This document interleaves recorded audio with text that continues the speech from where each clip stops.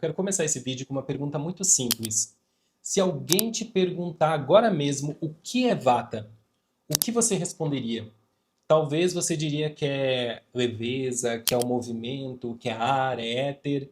Talvez você diga que é ansiedade, criatividade, pele seca. Talvez você diga é o meu tipo, o meu dosha predominante. E sabe o que é interessante? Todas essas respostas estão parcialmente certas e todas estão incompletas. Porque a maioria das pessoas aprendem o que os doshas fazem antes de entender o que os doshas são. E essa diferença muda tudo. Quando você aprende que Vata é criativo e ansioso, você aprende sobre um perfil. Mas quando você entende o que Vata realmente é, segundo os textos clássicos, você começa a entender o Ayurveda. E essa é a diferença que este vídeo vai fazer. Meu nome é Lucas, eu sou estudante de Medicina Ayurveda e moro na Índia há 4 anos. Aqui no canal do Instituto Adipati, eu compartilho o Ayurveda como ele é estudado de acordo com os textos clássicos, com a profundidade que esse conhecimento merece. E se você ainda não assistiu ao vídeo anterior sobre os Panchamahabhutas, eu recomendo muito que você primeiro assista aquele vídeo para a gente poder continuar com esse vídeo. Eu vou deixar o link aqui na descrição, porque tudo o que vamos ver agora parte diretamente do que foi explicado lá no vídeo anterior. Vimos que os 5 elementos do Ayurveda não são substância, são princípios. Akasha é o princípio do espaço, Vayu é o princípio do movimento, Agni é o princípio da transformação, Jala o princípio da coesão e Prithvi é o princípio da estrutura. Agora, nós vamos entender o que acontece quando esses princípios se organizam dentro de um organismo vivo. O Ashtanga Hridaya é um dos principais textos clássicos do Ayurveda. Ele define os doshas de forma direta, através desse sloka. Vayurupitan kapacheti trayodosha samasataha vikritana vikritan dehan ginanti te vartayanti cha. De forma resumida, existem 3 doshas: Vata, Pitta e Kapha. Quando equilibrados, sustentam o organismo. Quando desequilibrados, contribuem para o surgimento das doenças. 2 ideias fundamentais estão nesse sloka. Primeiro, os doshas têm uma função fisiológica ativa. Eles sustentam o organismo. Segundo, o equilíbrio ou desequilíbrio deles determina saúde ou doença.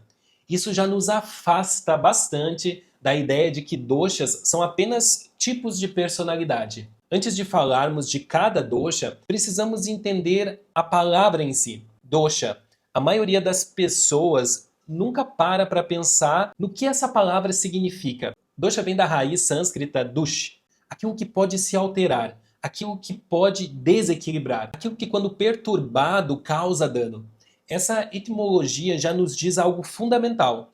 Os doshas não são neutros, eles têm uma tendência natural ao movimento, à variação, ao desequilíbrio. Por isso, o trabalho do Ayurveda não é identificar qual dosha você é compreender como os doshas estão se comportando dentro do organismo naquele momento. E essa é uma diferença enorme. Um dosha não é uma identidade fixa. É um processo dinâmico que oscila o tempo todo. Aqui chegamos em uma das partes mais inteligentes do Ayurveda e também a menos ensinada. Se eu abrir o corpo, não vou encontrar um órgão chamado Vata. Não vou encontrar uma glândula chamada Pitta. Não vou encontrar nem uma estrutura anatômica chamada Kapha. Então, alguém pode perguntar, como os antigos mestres sabiam que os doshas existiam? A resposta está em 2 formas de conhecimento que o Ayurveda reconhece. O primeiro é Pratyaksha. Pratyaksha significa observação direta, aquilo que conseguimos perceber pelos sentidos. Eu consigo observar a respiração, eu consigo observar o movimento, eu consigo observar a digestão acontecendo. O segundo é Anumana. Anumana significa inferência, aquilo que compreendemos a partir dos sinais que observamos. Você não vê a gravidade. Ninguém jamais viu a gravidade diretamente, mas você solta um objeto e ele cai. Sempre. E a partir desse efeito observável, você infere a existência de uma força.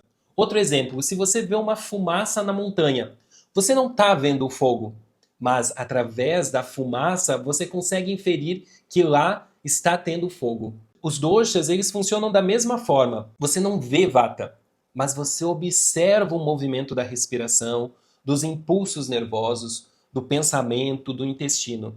E a partir desses efeitos que são observáveis, o Ayurveda infere a atuação de um princípio funcional. Mas aqui surge uma pergunta prática. O que exatamente observamos? Quais sinais nos permitem inferir qual dosha está envolvido? A resposta está nas gunas, as qualidades. São as gunas que tornam os doshas observáveis. Cada dosha possui qualidades específicas que conseguimos perceber diretamente. Vata é seco, leve, frio, irregular, móvel. Pitta é quente, penetrante, preciso. Kapha, pesado, frio, oleoso, estável, lento. Por exemplo, quando observamos secura na pele, irregularidade nos movimentos, leveza excessiva, inferimos vata. Quando observamos calor, inflamação, acidez, inferimos pitta. Quando observamos peso, lentidão, acúmulo, inferimos kapha. Pratyaksha e Anumana Pramana funcionam através das gunas. As qualidades são os instrumentos. A inferência é o método. E os doshas são aquilo que compreendemos a partir disso. Agora, como os doshas surgem dos Panchamahabhutas? Os antigos acharyas perceberam que os 5 princípios dentro de um organismo vivo não atuam de uma forma isolada. Eles se agrupam funcionalmente e esses agrupamentos funcionais são os doshas. Não são invenções arbitrárias, são a forma que os mestres encontraram de descrever como os princípios da natureza se manifestam dentro do corpo humano. Daí nós temos o primeiro, que é o vata, o princípio do movimento. Vata surge principalmente de Akasha e Vayu, que é o espaço e o ar. Por isso Vata governa tudo aquilo que se move dentro do organismo.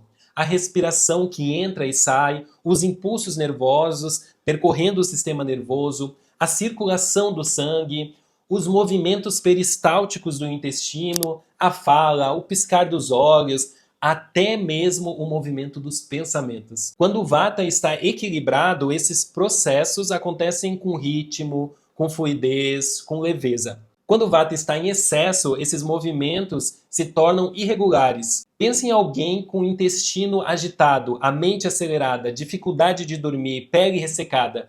Esses são sinais de Vata em desequilíbrio. Não porque a pessoa é Vata, mas porque o princípio do movimento está perturbado. O segundo é o Pitta, o princípio da transformação. Pitta surge principalmente de Agni e Jala, que é o fogo e a água, que é a transformação e a coesão. Por isso, Pitta governa tudo aquilo que se transforma dentro do organismo. A digestão de um alimento, o metabolismo celular, a síntese de hormônios, o processamento de uma informação pelo sistema nervoso, a capacidade de tomar uma decisão. Se quisermos uma linguagem da fisiologia moderna, apenas como uma referência, poderíamos dizer que o catabolismo, os processos de quebra e transformação de substâncias, é uma expressão de Pitta. Mas a gente tem que tomar muito cuidado, ter uma atenção. Isso é apenas uma analogia didática, não é uma equivalência. O Ayurveda e a fisiologia moderna são sistemas diferentes, com lógicas diferentes. Quando o Pitta está equilibrado, as transformações acontecem com precisão, com clareza, com eficiência. Quando o Pitta está em excesso, esse processo se torna inflamação, irritação, acidez, pode até se manifestar como impaciência.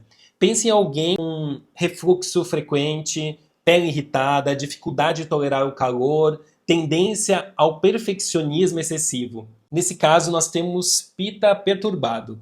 Vamos falar sobre o terceiro dosha, que é o Kapha, o princípio da estrutura.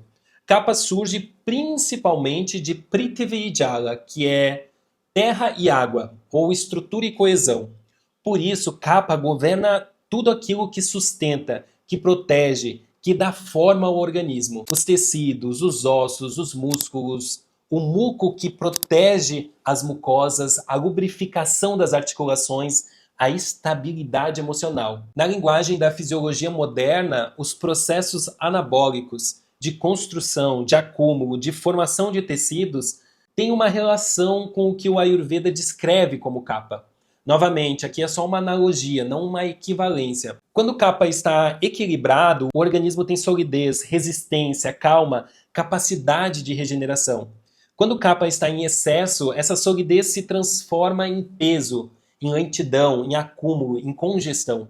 Pensa em alguém com dificuldade de acordar pela manhã, sensação de peso, tendência de ganho de peso, congestionamento frequente. Aqui nós temos então kappa perturbado. Agora eu vou te mostrar por que isso importa clinicamente.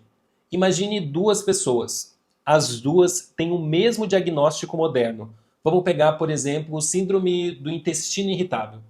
Mesma condição, mesmo nome, mas a primeira tem sintomas de distensão, gases, constipação, intestino irregular, alternando com períodos de diarreia.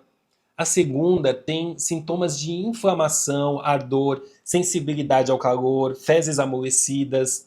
Na medicina moderna, o tratamento seria semelhante para as duas pessoas. No Ayurveda, esses são quadros completamente diferentes. O primeiro envolve vata perturbado. O movimento intestinal está irregular, descoordenado.